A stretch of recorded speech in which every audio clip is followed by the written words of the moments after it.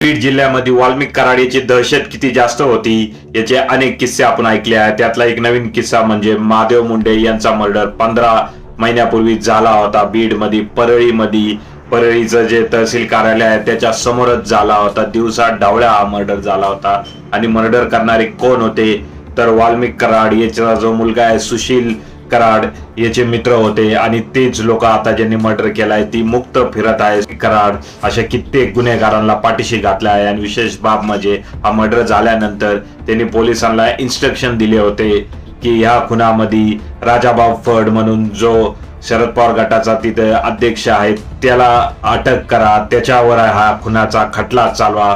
परंतु त्यावेळेसचे पी.आय. सनब यांनी याला विरोध केला. ते म्हटले मी असे खोटे धंदे करणार नाही. आणि त्यानंतर सनब यांची बदली झाली आणि हे प्रकरण मागं पडलं.